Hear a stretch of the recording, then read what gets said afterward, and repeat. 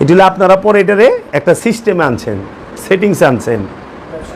এই জন্য আপনারা দেখান কোরআনে যে সূরা 114টা প্রথম সূরা নিয়ে কই রাখছেন? আপনারা ধারাবাহিকভাবে রাখেন নাই তো। আবার মাক্কি বানাইছেন, মাদানি বানাইছেন।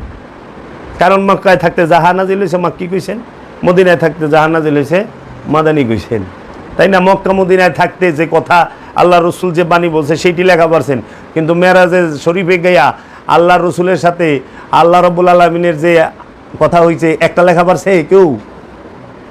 তো 27 বছর না মেরাজ শরীফে ছিলেন। জমিন থেকে রবে যখন জিব্রাইলের লগে রুহুল আমিনের লগে উঠলো উপরে, ওই কথা কেরা লিখব? তো বাবা এগুলো উম্মি নবী কি করে?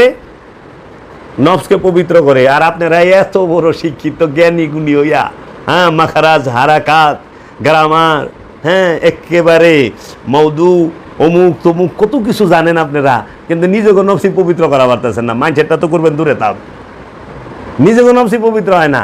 একজন হাফেজ সে বলৎকার করে, এর থেকে লজ্জার কথা থাকে? একজন আলেম মাওলানা সে বলৎকার করে, এর থেকে লজ্জা জগতে থাকে? কেউ একজনের তো একটা বিবৃতি দিতে দেখলাম না। কেন? আমার বায়ে করছে দেখে? হ্যাঁ, অন্য কইলে একটার গলা বাজায় এখন। একবার দাঁড়ান, যেইখানে অপরাধ হবে, অসত্য হবে, সেখানেই বলতে হবে।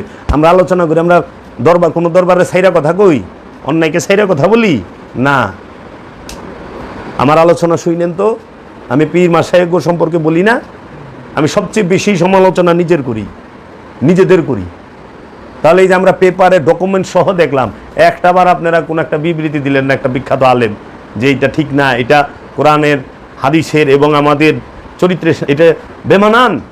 এগুলো কেন হবে? দৃষ্টান্তমূলক শাস্তির ব্যবস্থা করা হোক।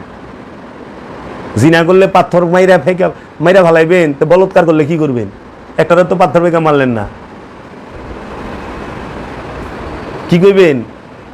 উম্মি নবী, হ্যাঁ বলে অশিক্ষিত। আপনার শিক্ষিত নওজুবিল্লাহি মিন জাল, আপনারা শিক্ষিত নিজের নফস পবিত্র করলাম, মাইন্ডসেটটা তো দূরে থাকেন। তারপরে উম্মি নবী কি দিবে? কিতাব শিক্ষা দিবে।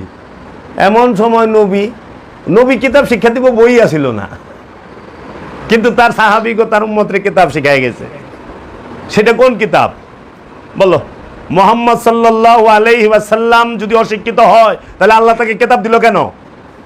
আর কিতাব শেখাবার দায়িত্ব দিল কেন বলো? কিতাব মানে কি? বই। এবার একটা বই দাও, বাইন্ডিং করা বই। কিতাব মানে স্বয়ং মহানবীর কাছে কোনো বাইন্ডিং করা বই ছিল না। এই কিতাব মানে কি এরকম বই? এরকম বাইন্ডিং করা বই? মহানবীর কাছে এরকম বাইন্ডিং করা কোনো বই ছিল? কারণ তোমরাই কো মহানবী লেখাপড়া জানতেন না, উনি অশিক্ষিত ছিলেন। নাউজুবিল্লাহি মিন যালিক, তাওবা আস্তাগফিরুল্লাহ।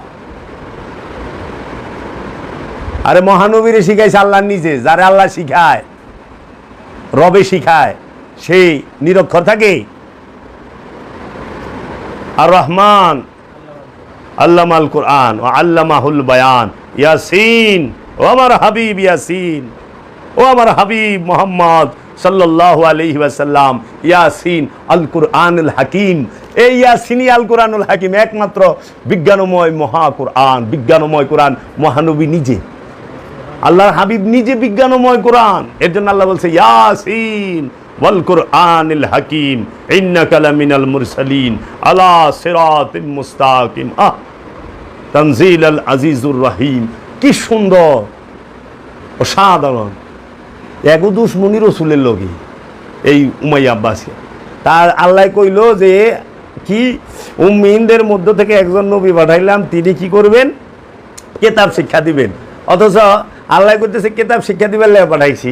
মৌলবীরা কয় উনি পড়ালেখাই জানতেন না, নিরক্ষর ছিলেন। নাউজুবিল্লাহ।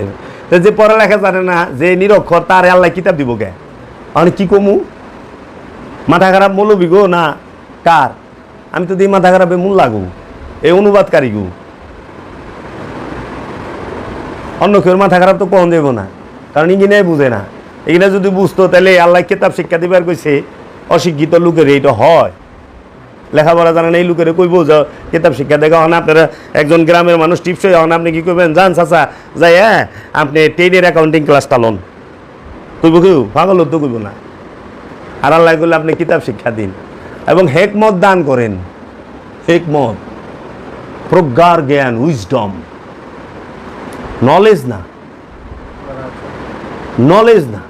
নলেজ এটা তথ্য বিভিন্ন কালেক্ট করা যায়, জমা হয়, কিন্তু উইজডম জমা না, এটা প্রজ্ঞা, হেকমত, এই হেকমতের জ্ঞান। তো এমন সময় কিতাব শিক্ষা দিছে যখন বইয়েরই জন্ম হয় নাই। বুখারীর জন্ম তো 300 বছর পরে রসুলের আগমন, উফাতে, আর রসুলের আগমনের 350 বছর পরে, সেদিন বুখারীর জন্ম। আর এই যে যত হুজুর শরীফ, আজগবি শরীফ, হ্যাঁ, এই যে যত মাতাল শরীফ, যত টুকাই না, খেদাই না, হেসরাই না, এই সংযুক্ত শরীফ যেগুলা আছে, এন থেকে কতটুকুন থেকে কতটুকু নিয়ে আজগবি শরীফ এটা লেখা দিছে। এই আজগবি শরীফের জন্ম তো সেদিন। তা আজগবি শরীফটি লেখছে কি রে, কটা মাল কামানের লেগে। যদি বই বেচা লাভ না থাকতো আজগবি শরীফ লিখতো না, লিখতো। যদি কোরআন অনুবাদ কইরা লাভ না থাকতো একজনও কোরআন অনুবাদ করতো না। এত ঢাকা পারে নাই বাঙালি, আবার এত বোধাই না নাকি।